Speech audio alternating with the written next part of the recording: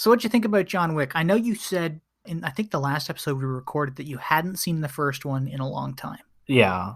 So did it stand I up? mean, it Was was it better not than you like too remembered? long. It was probably like 2 years ago or so. It was better than I remembered it being. It's a very good movie. The action is incredibly good.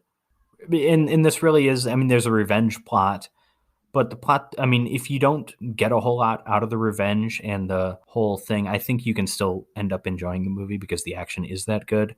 We get basically three different types of action. We get gunplay, we get a lot of awesome hand-to-hand combat, and then we get some great car stunts at the end. So overall, very satisfying. Great cinematography, great stunt work, great choreography.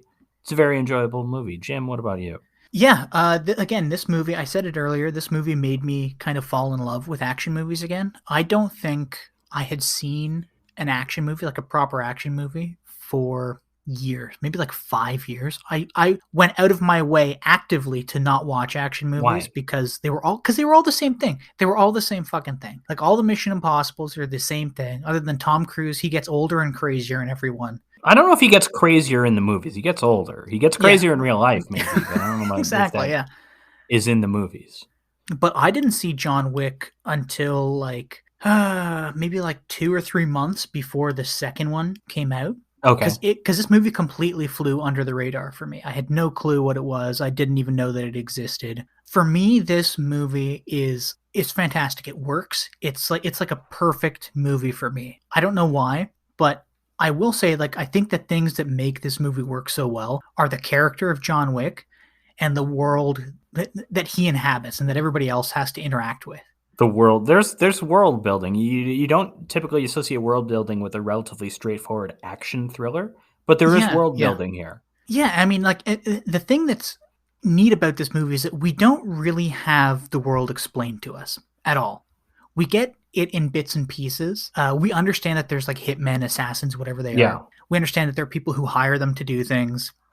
They hang out at the Continental, which is a safe space, and that there are rules that Except govern it hitmen. isn't. I mean, Yeah, you're right. the Yeah. first movie where we have that, Yeah. it's violated frequently. Yeah.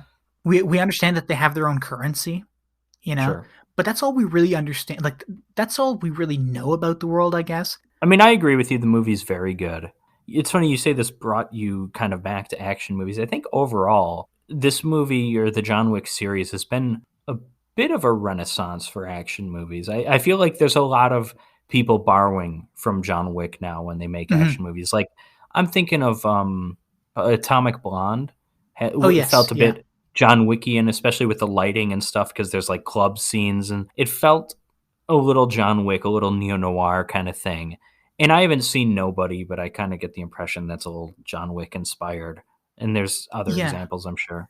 If other movies aren't taking settings or kind of like snippets of the world from John Wick, then they're lifting traits of the character and putting it on their But characters, you I know? mean, yeah, but John Wick isn't really an original character, No, though. you're I right. mean, He's he's not an not original like character, but I mean, they worked so hard to establish that John Wick is this kind of living legend that is both feared and respected. that's every spaghetti western ever, though. I Well, mean, you're right, that's been exactly. around for like a long time.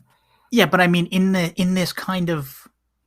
this modern action, I can't even describe it. Like, because spaghetti westerns are different. You know, you get this kind of. What about James Bond? James Bond's a living legend. In Diamonds Are Forever, there's a woman who's like, "Oh my God, you killed James Bond," because she knows who James Bond is. She can't recognize him. Maybe she can't recognize him because Sean Connery's put on 35 pounds since the last time he was James Bond. But yeah, so I don't know. I think there's little John. I think there's a Bourne similarity even because everyone knows Jason Bourne. Oh my God, it's Jason Bourne. Like you have that moment in like every Bourne movie. It's like Jesus Christ, we're dealing with Jason Bourne here. It's kind of the same thing. I Okay, don't fine, I'll really give it see to you. that as too original. But I mean, I think the character works just fine. I don't have any complaints. Keanu Reeves, perfect casting. He's perfect in this type of role for sure. Not perfect in too many other things. Yeah, that's for sure. Bram Stoker's Dracula, Much Ado About. Everyone talks about Bram Stoker's Dracula. He's just as bad, if not worse, in Much Ado About Nothing. He's so Yeah, he is. awful in He's that. terrible.